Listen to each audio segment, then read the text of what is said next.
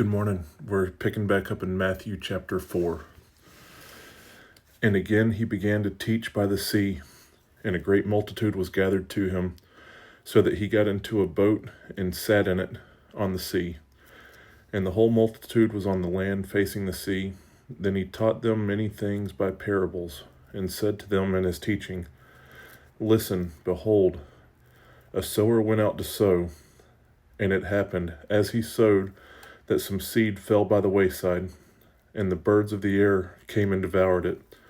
Some fell on stony ground, where it did not have much earth, and immediately it sprang up because it had no depth of earth. But when the sun was up, it was scorched, and because it had no root, it withered away. And some seed fell among thorns, and the thorns grew up and choked it, and it yielded no crop. But other seed fell on good ground and yielded a crop that sprang up, increased, and produced, some 30-fold, some 60, and some 100. And he said to them, He who has ears to hear, let him hear.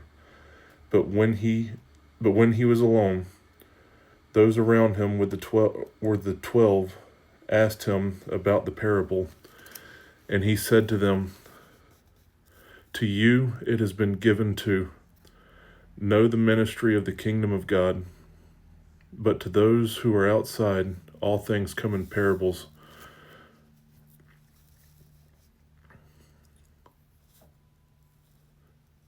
so that seeing they may see and not perceive, and hearing they may hear and not understand, lest they should turn and their sins be forgiven them. And he said to them, Do you not understand this parable? How then will you understand all these parables? The sower sows the word, and these are the ones by the wayside where the word is sown. When they hear, Satan comes immediately and takes away the word that was sown in their hearts. These likewise are the ones sown on stony ground, who when they hear the word immediately receive it with gladness, and they have no root in themselves, and so endure only for a time.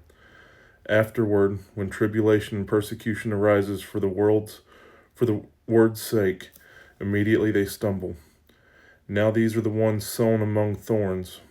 They are the ones who hear the word, and the cares of this world, the deceitfulness of riches, and the desires of other things entering in choke the word, and it becomes unfruitful.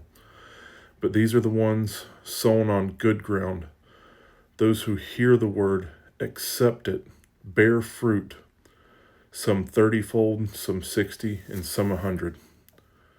Also he said to them, Is a lamp brought to be put under a basket or under a bed? Is it not to be set on a lampstand? For there is nothing hidden which will not be revealed, nor has anything been kept secret, but that it should come to light. If anyone has ears to hear, let him hear. When he said to them, Take heed what you hear. With the same measure you use, it will be measured to you. And to you who hear, more will be given.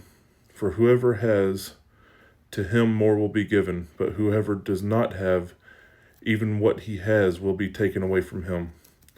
And he said, The kingdom of God is as if a man should scatter seed on the ground, and should sleep by night and rise by day, and the seed should sprout and grow. He himself does not know how. For the earth yields crops by itself, first the blade and then the head, after that the full grain of the head. But when the grain ripens, immediately he puts in the sickle, because the harvest has come. Then he said, To what shall we liken the kingdom of God? Or with what parable shall we picture it? It is like a mustard seed, which when it is sown on the ground is smaller than all the other seeds on earth. But when it is sown, it grows up and becomes greater than all herbs, and shoots out large branches, so that the birds of the air may nest under its shade. And with many such parables he spoke the word to them as they were able to hear it. But without a parable he did not speak to them. And when they were alone, he explained all things to his disciples. On the same day, when evening had come, he said to them, "Let us cross over to the other side." Now, when they had left the multitude, they took him along in the boat as he was, and other little boats were also with him. And a great windstorm arose, and the waves beat into the boat so that it was already filling. But he was in the stern, asleep on a pillow. And they awoke him and said to him, "Teacher, do you not care that we are perishing?" Then he arose and rebuked the wind and said to the sea, "Peace, be still." And the wind ceased, and there was great calm. But he said to them, "Why are you so fearful? How is it that you have no faith?" And they feared exceedingly, and said to one another, "Who can this be, that even the wind and the sea obey him?" All right, guys. I hope y'all have a blessed day. Love y'all.